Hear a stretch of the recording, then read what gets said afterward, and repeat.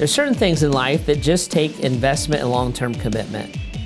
You'll never stay in shape going to the gym once a month, and you're never going to become a great musician unless you practice regularly.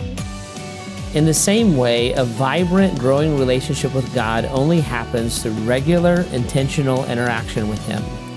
If we want to grow spiritually and make an impact on the world around us, then we need to start here and now. God wants to use our life regardless of what stage of life we're at. And no matter how old you are or how young you are, He has a plan and a purpose and a way that He wants you to invest your life. We believe that strongly here at Grace. And one of the elements that we believe so strongly about that is specifically with young people. We don't believe that you're the church of tomorrow or that someday when you grow up you can serve God in a dynamic way. But we believe that God is calling you now and wants you to invest your life now, and He has a vision for you right now. The person I thought immediately of talking to us about this is Pastor Todd. Pastor Todd Shoemaker is our youth pastor here at Grace, and he believes this. He believes that God has a calling on you.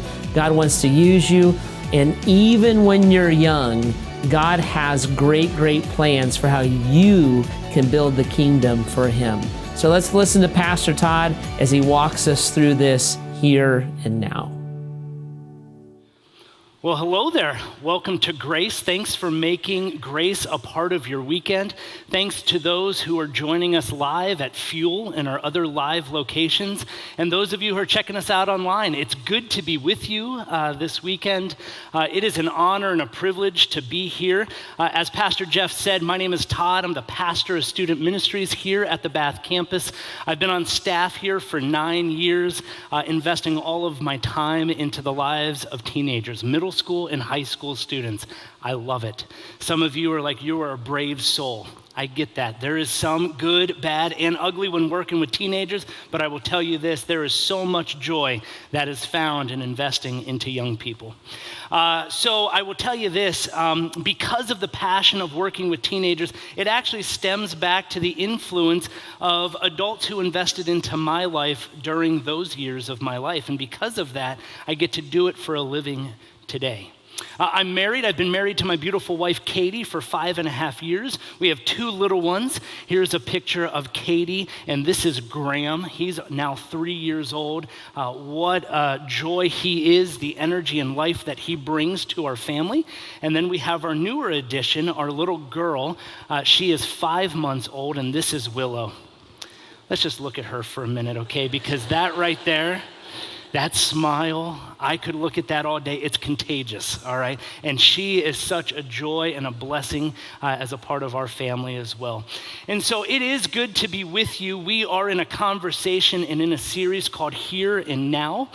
Pastor Ryan and Christy Keir were with us last weekend and started the conversation on what it looks like to invest into the next generation as it pertains to kids. In fact, they shared with us last week kind of 2 important things. Here and now, we need to form a conviction to help the next generation to discover the faith that we've found. Right? We have a relationship with Jesus. If you don't, I encourage you to maybe explore and have an open heart and an open mind on what that looks like. But we are to form a conviction to help the next generation to come to discover the faith that we found. It's not meant to be held on to our own. We're supposed to give it away. And we need to form that conviction that way. Pastor Ryan also shared that here and now we need to take ownership of the spiritual development of the next generation. He shared with us in the book of Deuteronomy chapter 6, we're encouraged to love our God with all of our heart, soul, mind, and strength. But that truth, that love that we have for God, we're to impress that upon our children, allowing their hearts and minds to understand who God is and the love that He has for each of us.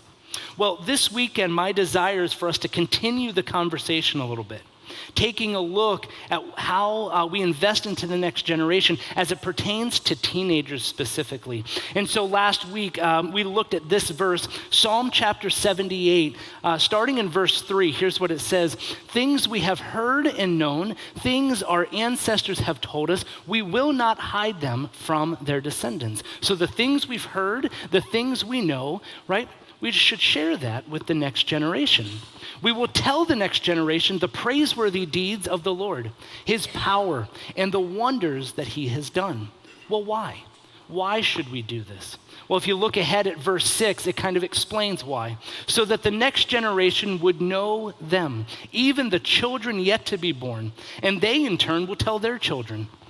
That they would put their trust in God and would not forget his deeds and would keep his commands. And so you're seeing a pattern here. There's an opportunity to share with the next generation who God is, the praiseworthy things that he has done, right? And they can then in turn tell the next generation and so forth. And as I think about this, as we have this conversation as it pertains to teenagers today, I think no matter what stage of life we're in, no matter our age, right? I think we have an incredible opportunity to set an example and a model for our teenagers to follow. If you're sitting here today and you are a parent of a teenager, I think you have the greatest opportunity. You are in the midst of it. You're in the thick of it with teenagers in your house, right? We understand there's good days. We understand there's the bad days. But I think you have the greatest opportunity to impact teenagers because they're under your roof. You're in their circles. You're in the stage of life that they're in every single day. But not only do you have the opportunity to influence their lives, but this is one thing that I know about teenagers. They love being together. They love community with other teenagers. And so whether it's after school and they're joining, in your house, hanging out together, you not only have the opportunity to influence your child, but their friends as well. Maybe you're sitting here today and you yourself are a teenager. You're like, well, Todd, I don't have teenagers. Obviously, I get that. But I think you have the opportunity to influence. Maybe it's your younger siblings. Maybe it's your peers. Maybe you're an aunt and an uncle of a teenager, or a grandparent of a teenager. Maybe you're simply a volunteer in middle school or high school ministry. You have an opportunity to influence and impact the next generation as we think about teenagers. Well, I think our conversation here, to have an impact into the next generation, we have to look at the process that we just learned about in Psalm chapter 78. And it's called discipleship. That's a term and a process that we believe full-heartedly here at Grace. If you would look in our lobby when you walked in, we want to know it, live it, and give it away. It being the story of Jesus, the gospel. To know and understand who Jesus is for ourselves, to live it out in community with one another, but to then also not hold on to it for ourselves, but rather give it away. And we think about how to know it, live it, give it away. It's a process we call discipleship.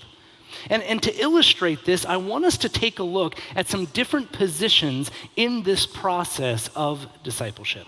And so I want you to begin thinking about individuals in your own life who might be sitting in these different positions as it goes with discipleship here. And so there are individuals who are positioned in front of us, before us. Right? These are individuals who may be older, they may be wiser, but they might have more experience in different areas of life. But I also think that the people positioned in front of us are setting us an example of what it looks like to love Jesus. And it's an example that we're looking at. I also believe there's people who are positioned beside us.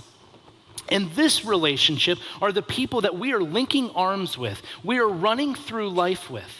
These are the people who are going to pick us up when we fall. They're going to encourage us to keep going on. They're going to help us stay accountable in different areas. But as we look at it, we are sharing life with this individual to figure out how to navigate this life as we move forward. So we've got people before us. We have people beside us. But there's a third seat. And I think this is a very important seat. Sometimes I think we forget this. There are actually people who are positioned behind. There are people who are sitting in the chair behind us who are looking at us as an example that they are living their lives for. And as we think about teenagers specifically, I want you to know something about them. Teenagers are always watching. They're always watching, trying to figure out what it looks like to navigate through this thing called life. They're looking at examples on to kind of figure out, man, is this a wise decision? What does it look like to pursue Jesus with my life?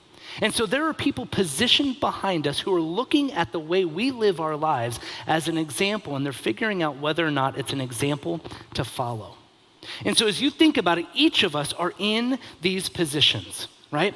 We have people who are before us, people who are beside us, and people who are behind us. And as we unpack this, this is what discipleship looks like. Now, there is something that all of us have in common. I believe it actually brings us all on the same page. I think there is something that can be said that we are always navigating uncharted territory in our lives at some point or other, no matter what stage of life you're in.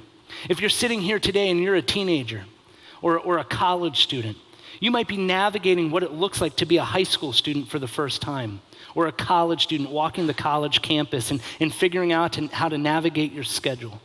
Some of you sitting here today, you might be new parents, and you're navigating the uncharted territory of what it looks like to raise a young child. I'll never forget that moment when they're like, yeah, you can leave the hospital. What? I'm now responsible for this human being, and I have no idea what to do. Some of you are trying to figure out what it looks like to raise and parent a toddler. I'm with you. I don't know what I'm doing sometimes, right? And sometimes it's very hard. But it's uncharted territory for me. I've never experienced it before. Some of you are trying to figure out what it means to parent a middle school student. All of the changes that come with a middle school student, and you're like, I know that I was a middle school student at one time, but what does it look like to parent one? High school students, college students, man, do I still have the voice of my child, even though they might not be living under my roof anymore? What does it look like to interact with my child now that they are a college student? For some of you sitting here today, you're exploring new territory as it looks to be an empty nester, right? You don't have necessarily the responsibility under your roof like you had, and you're like, what does life look like now that I don't have my kids under my roof? And I believe that brings us all together. It gives us a commonality that we are navigating this thing called life and trying to figure it out different stages for the first time. But what is true? There are always people who are positioned before us, giving us an example to follow and to model. There are people who are beside us that we get to lean in on and try to figure out how to live life together, right? People who are going to encourage us and pick us up. And then there's also people behind us, and we can't forget that we're setting an example for young people and other people behind us to follow. Last week, Ryan said something as it pertains to our faith. And I think this is so important because I think in all of these positions, we have a great opportunity to influence people as it comes to our relationship with the Lord. He said this, he said, our faith isn't something we do, our faith is who we are. And if we believe that to our very core, we can't help but demonstrate a relationship with Jesus for other people to follow. Well, what does it mean to influence? What does it mean to have impact? Is it important for us to impact teenagers? I believe it's important. I believe we need to do this. And so I encourage you to begin thinking about what would it look like for you to have influence in the lives of young people into teenagers. And what I want us to do, I think it starts with you and I setting an example for them to follow. And I'd like to look back into the Old Testament at a character by the name of Joseph. Joseph, you can kind of pick up the story in the book of Genesis chapter 37, but I'm going to kind of paraphrase some backstory here and then take a look at what happened in the life of Joseph. But Joseph, starting in Genesis 37, we kind of pick up the story, and he is a teenager. He's a shepherd. He had many siblings. He was one of many brothers. And Joseph had favor in the eyes of his dad, Jacob. And reasons for that, Jacob was blessed with a son very late in age. And so because he was given a son, Joseph, so late in age, there was kind of favor that went with it. God blessed him in that moment. And so Joseph got the special treatment. He got the special attention from his dad. And the brothers are looking in on this and they're like, wait, hold the phone. Hey, we exist too. Hello, right? But then God started to give these visions and dreams to Joseph. And in these visions and dreams, what happened is Joseph started to get a picture of him having authority and power over people, even his brothers. And when he was sharing this with his brothers, they're like, all right, we're done. We can't deal with this anymore. right? And so what they did is they plotted against Joseph and ended up taking Joseph away and selling him into slavery. They took him away. They ended up taking a robe that was given to him, special treatment from his dad, a robe that was specific to him. They took this robe from him, sold him into slavery, covered the robe in animal's blood, took it back to their dad, and reported and said, "Dad, we believe Joseph is dead." And obviously Jacob looks at the robe and realizes that his favorite son, right, is no longer with them. And so a bunch of time had passed. The brothers thought, we don't have to deal with Joseph anymore, so they thought. And a famine kind of swept across the land, and they were in need.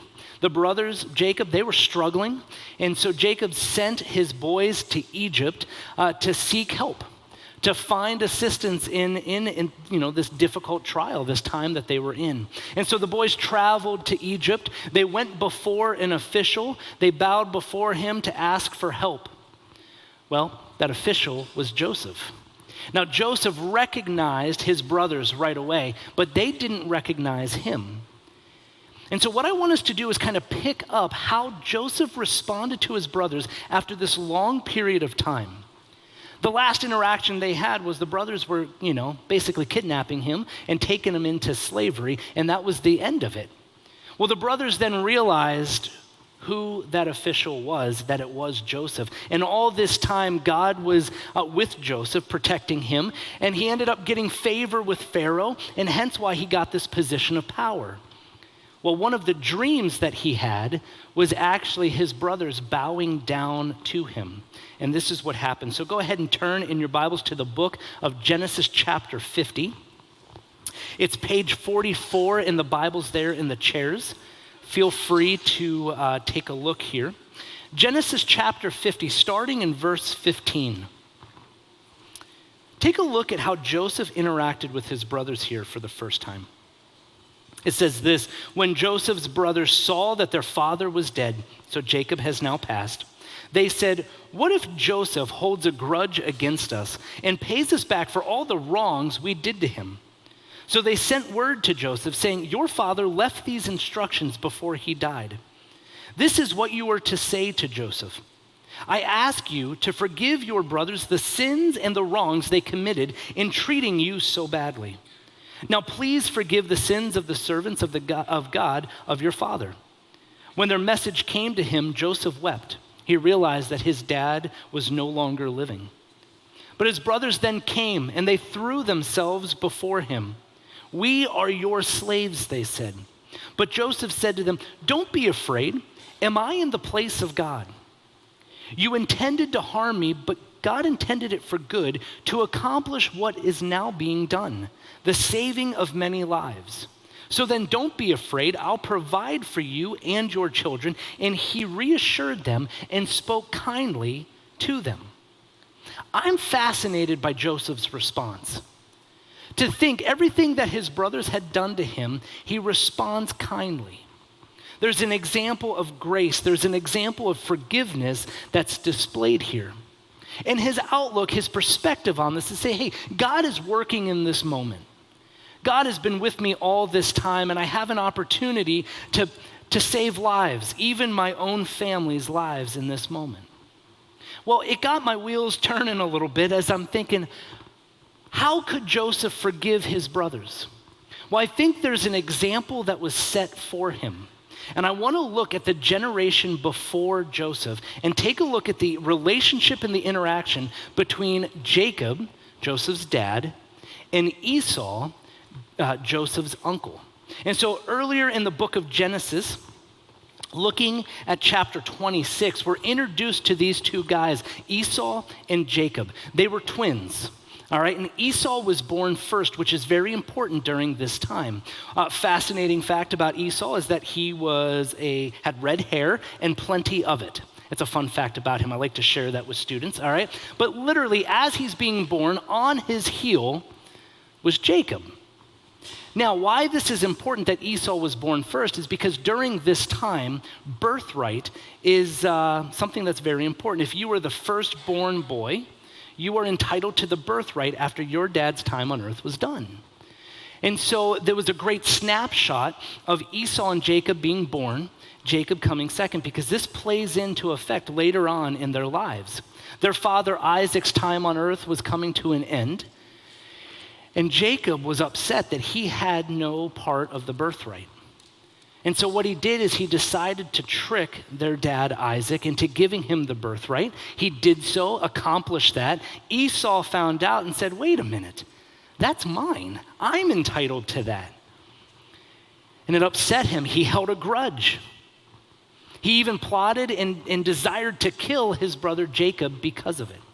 Now, this is where I also want to pick up Genesis chapter 33, because I want us to look at the interaction between Jacob and Esau for the first time after a large period of time had passed. Basically, the brothers separated. They moved to separate lands. Jacob went on about his life, ended up getting married, having many children, Joseph being one of them. Jacob caught word that Esau was near.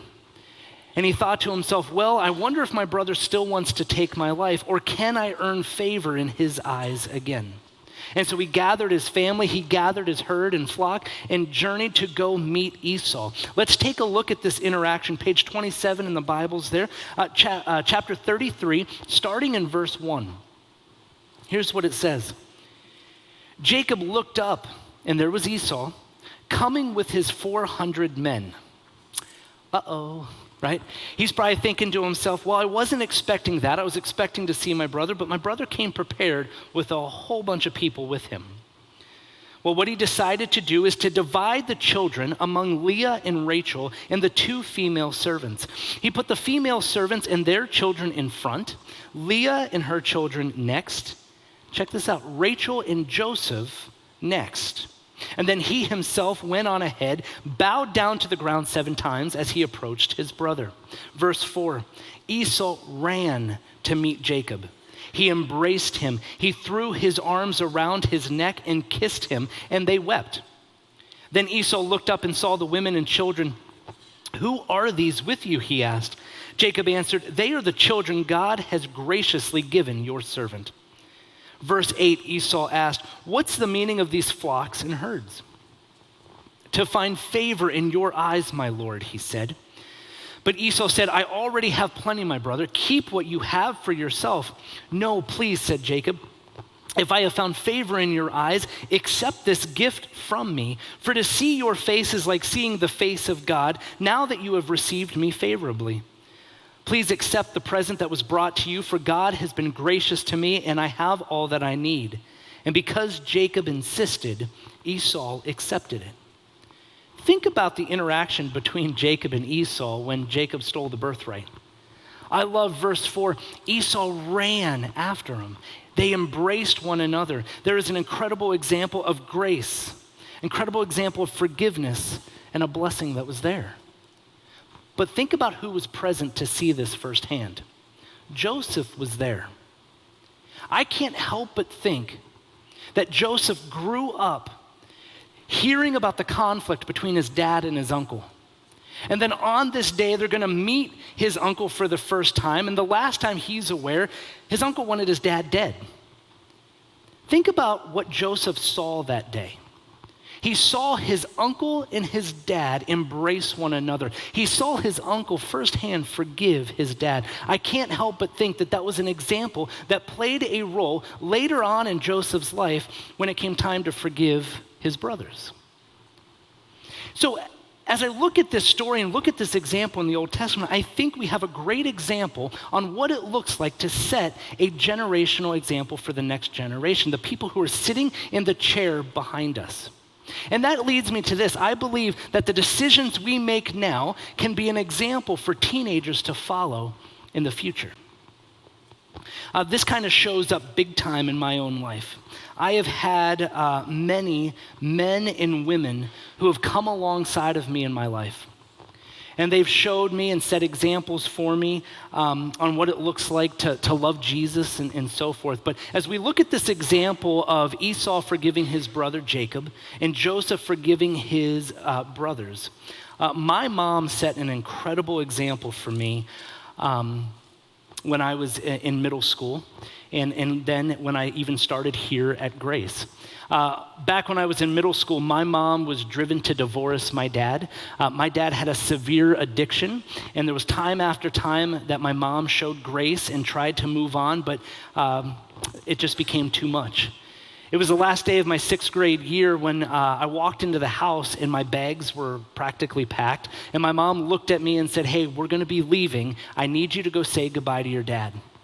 And so I did so. I got in the car and we drove about an hour away to my great-grandparents' house where we ended up staying for the summer. But that night when we arrived there at my grandparents' house, my mom sat me down and had a conversation with me. And I'll never forget this conversation. She said, "Todd, you are my priority.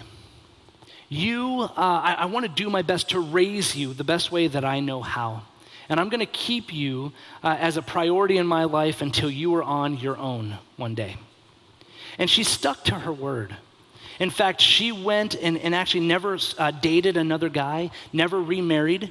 That was her choice. I'm not saying that that's right or wrong. That's just the decision that she made. She made me the focus. I was an only child, so it was just her and I. And so I went about my middle school and high school years, just my mom and I, and she lived to her word. Fast forward to 2012, November that year, my mom had passed away from a 16-month battle of cancer. But leading up to her passing, the weeks beforehand, there was another conversation that stuck out to me. And in this conversation, I came home from work, we sat down, and she began to share kind of just the emotion and the weight that she has been experiencing. She looked at me and she said, "Todd, I want you to know that I'm really sorry for divorcing your dad, and that you've been living this almost 15-year gap of your life without a father figure. I just want you to know that I'm really sorry." She went on to explain that she also still loved my dad and that she forgave him. And I'll be honest, when I heard those words from my mom, I didn't know that my dad was capable of being forgiven. I saw the pain that it caused my mom. I saw the pain and the damage that it did to my family. But to hear my mom say that she forgave him was powerful. Mom went home to be with the Lord, and at her service, my dad shows up. It's the first time that I interacted with my dad since the divorce. You could imagine the emotions running through my head that day. I was able to have a conversation with him after the service, and I'll be honest with you, I was angry because I'm like, it's been 15 years since I've interacted with you, Dad. There's a part of me that was sad because, well, he didn't even get a chance to say bye to Mom. Then there was a part of me that was experiencing joy because I'm standing in front of my dad again, which I didn't think would ever happen. I was able to look at my dad that day and I said, "Dad, I want you to know you still are my father. I want you to know that Mom forgave you, and I want you to know that I forgive you too." I would hope that we can rekindle this relationship. A powerful moment, this conversation with my dad.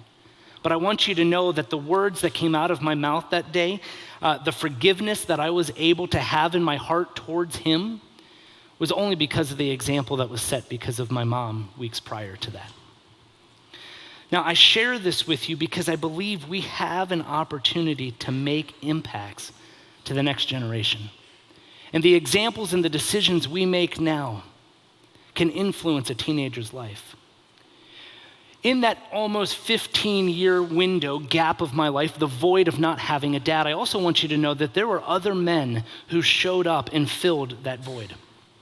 And I actually want to show you and demonstrate with you what influence can look like. And I encourage you, as I kind of go through and share with you the men and women who have impacted my life, I want you to begin thinking about who has influenced your life. And so here we go. This is Pastor Todd right here. I'll be honest, that's not a very good representation of me at all.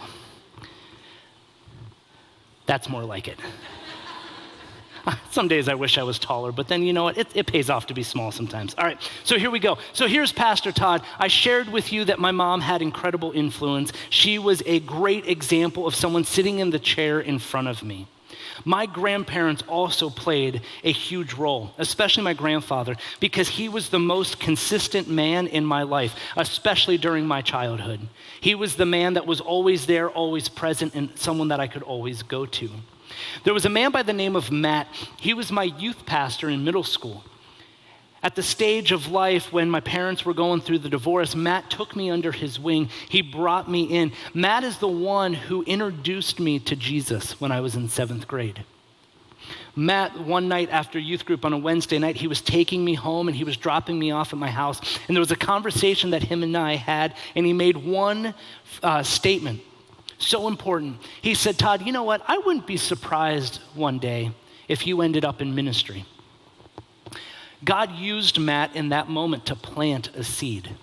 Matt had an incredible impact and influence in my life. Then when I went to high school, I had Dave. He was a pastor and a mentor to me. Dave took me again under his wing. Dave took me on my first missions trip to the Dominican Republic.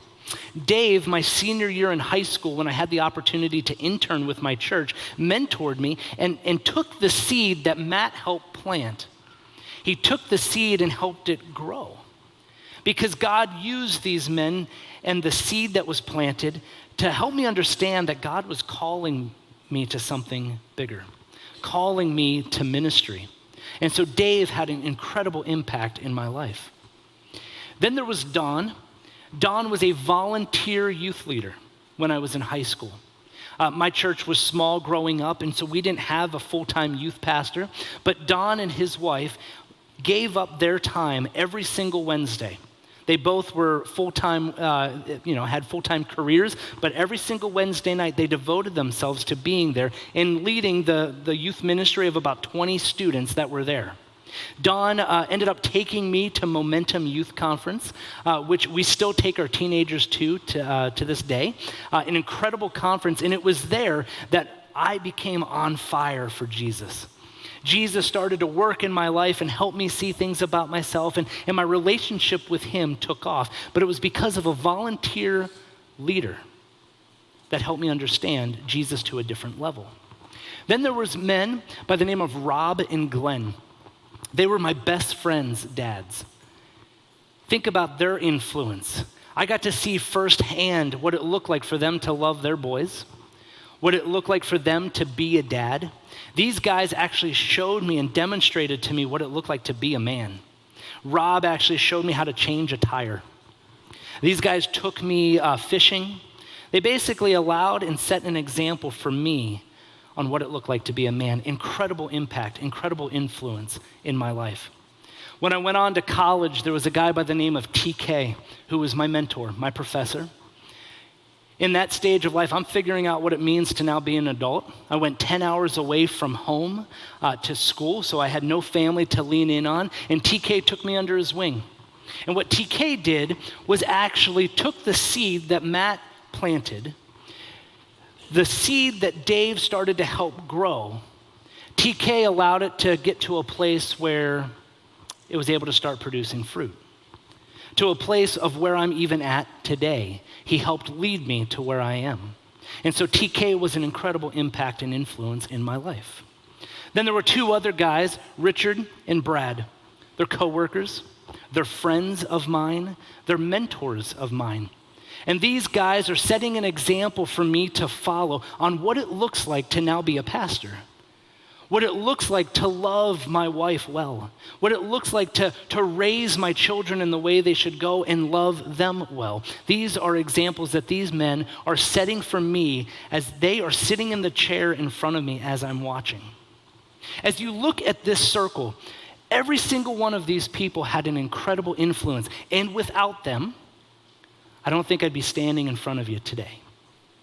And so I encourage you to begin thinking, who's sitting in the chair in front of you? Who is influencing your life? Who is setting an example for you to follow? Now, I want you to understand sometimes there's people sitting in a chair in front of us that and the example's not being set in a positive way. People always ask, man, what has it done to you not having dad a part of your life for all of those years? And I share with people, I said, that was an example that was set for something for me not to follow. And so for some of us, I understand that we have people that have not set positive examples, but I encourage you to be thinking about who is it that is in front of you setting a positive example for you to follow today. I believe here and now we all have the chance to impact the lives of teenagers, to impact the life of anybody who is sitting in the chair behind us. And so 3 things that I want to challenge you with today, here and now. The first one is this. Look behind you. Be intentional and recognize who is in the position behind you, looking at the example that you are setting for their lives. Parents, if you're in the room, I think you have the greatest opportunity. Your kids are positioned behind you in life. They are looking at you. They are seeing and watching your every move. Like I said, I believe teenagers are watching us. And I believe there's a responsibility that comes, a conviction that we need, and ownership that we have to take. And so parents, your child is behind you. If you're a grandparent, an aunt, an uncle, right? You still have someone positioned, maybe it's your own kids, but it's also your nieces, nephews, grandchildren. If you're a teenager, you have people behind you as well. They could be your younger siblings. The example that you can set for them. Maybe it's even a peer. As it comes to their relationship with Jesus, you're setting the example for others to follow. Remember Deuteronomy chapter 6, love the Lord your God with all of your heart, soul, mind, and strength, but impress that truth upon them. Psalm chapter 78, teach them the goodness of who God is so that it can pass down generation to generation and not have a broken chain like we talked about last week. What happens is when we recognize and we are intentional about who's sitting in the chair behind us, we allow that truth to go down generation to generation. So here and now, I encourage you, be intentional of recognizing, look behind you, who is positioned there. Here and now, I encourage you to look ahead of you. Who is it that's in the chair setting the example for you to follow no matter what stage of life we're in? I shared with you the one example that mom set for me of being able to forgive my dad when I didn't think he was capable of being forgiven. But I'll be honest, my mom also set the example of making sure I was at church every single week. She was intentional about church. She was passionate about being at church and being in community with other people. That passion of hers is now my passion. And the passion that I want my kids to have as they grow up. She prioritized church, and that's a priority to me. But there was one other thing that I want to share with you that my mom did. She never talked about it, never made a big deal about it, never forced me to do this. It's just something that I observed her do in her life. As she was wrapping up each day, she would always be intentional of spending one-on-one time with God. She would sit up in her room. She had this green gliding chair that she would sit in. I remember this picture. And she would sit there and she would be reading the Bible. She would be highlighting. She would be making notes. She would be writing down even prayers that she had, some of those prayers even about me. And there would be times where I'd just be hanging out with her. I'd be watching TV as she just had her quality time with the Lord. She never talked about this, but as I think back on what mom was doing, she was demonstrating to me a passionate relationship with Jesus. I want you to know I actually have kept her Bible with me. And I use this as a token, a memory of her, but remembering that picture that she painted for me. She was passionate about Jesus. Listen, my mom, I could tell you she was perfect. She was an excellent mom, but she wasn't perfect. She had many flaws, but the one thing she did demonstrate to me was the love that she had for Jesus. And that love that she had helped me understand who Jesus was for myself and wanting the relationship that she had with him for myself. And this, I hope, passes down from her to me and to the people sitting behind me. whether it's my own kids or the teenagers that I have the absolute privilege to come alongside of in life. I encourage you to think, who is positioned in front of you, setting the example for you to follow? What are you taking from them so that you can set the example for the next generation to follow as well? I encourage you to start somewhere, start small. Maybe it is for you to even spend quality time with the Lord, opening up your Bible, reading, understanding who He is. Maybe it's being intentional of praying as a family around the dinner table before you eat, or having intentional conversation about what they learned in Power Kids or in student ministries. It's never too late to start. Think about the example that's been set for you, and what are you going to start putting into practice as those positioned behind you are watching? The last thing that I want to encourage you with, here and now, we need to look beside us. And I believe this is very important. I love that our God has not created us to live life alone. He designed us to be in community. He designed us to be able to link arms with other people, same stage of life, to find encouragement, to spur us along. We were not created to be alone. And so I encourage you, like I shared earlier, if you are navigating uncharted territory in your life, you're not sure what it looks like to maybe parent, you're not sure what it looks like to even, be a good friend, I don't know. I want you to know that there are people that you can link arms with that can encourage you and help you through this thing called life. And so if you're not plugged in, I encourage you to have the boldness to take that step. Find a connect group, find a life group where people can come alongside of you and help in those areas. As a student ministry, we actually exist for teenagers, for them to come and explore who God is and the purpose of why they've been created. I believe the students are fearfully and wonderfully made. I believe we all are. And my desire is for our students to understand that truth and that their identity would be locked in to who Jesus is and what He's doing in their life. But I also want you to know that we exist for you as parents as well. My desire is to partner with you. I do not know what it looks like to parent teenagers, but I will tell you this, I will work hard to putting a parent who might be in a position before us, who have already gone through this phase or season, to help.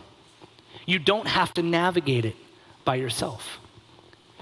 As we explore who is behind us, ahead of us, and beside us, I encourage you, there's opportunity right here and now to even get involved in student ministries, to find ways for you to have influence and impact into the lives of young people. I'm going to invite the band to come out, and as they get settled in, I actually want to leave us some space to process the circle of influence that we have as we try to identify who are in the different positions. But I also want you to remember, though this conversation was specifically involving teenagers, I believe to its very core, it's more about discipleship. And that applies to every one of us. To its very core, discipleship is not age specific. We will always have people positioned around us. I also want to make note that if you guys are sitting here, there was a period of my life where I felt like I couldn't influence anybody else because of the things that I've done in my past. I carried a huge deal of guilt and shame for the decisions that I made. And I encourage you, if you're sitting here today and you are someone who might be experiencing that guilt and shame based off of the decisions that you've made in the past, I encourage you to use this time and space to kind of give that over to God. I encourage you to allow Him to meet you where you are, to restore you. He's a gracious God, a loving God. And I believe that all of us have the opportunity to make an impact to someone who is positioned behind us. I believe Satan likes to creep into our insecurities, get us to believe that we're not good enough, especially being a parent. It's amazing how so many times I'm like, am I capable of raising these children? I want you to know that that is a lie. God has blessed us with our children. They are gifts. They are ultimately His children. And He looks at us and says, hey, I'm trusting you to raise them Love me with everything you have. Set the example for them to follow. Impress that truth upon them. So I encourage you here and now. Look behind you, look ahead of you, and look beside you. Let's pray. God, thank you. Thank you just for the opportunity to be able to have influence. Opportunity to set the example for others to follow. Lord, I pray that you would be with us today. Help us understand that truth. Help us see that there are people positioned behind us. People who are looking at us and as we set this example and what it looks like to run after you and to love you with all of our heart, soul, mind, and strength. Would you reveal those people to us so that we know that we can be intentional of influencing their lives? God, help us see the examples that are set before us. Help us look at those examples and be able to put them into practice for the next generation to see. But then God, also make it clear to us who we can link arms with to navigate through this life. Would you reveal to us an opportunity of getting plugged in, maybe to a life group? Maybe it means serving to be able to have intentional influence. Whatever it looks like, Lord, would you reveal that to us now?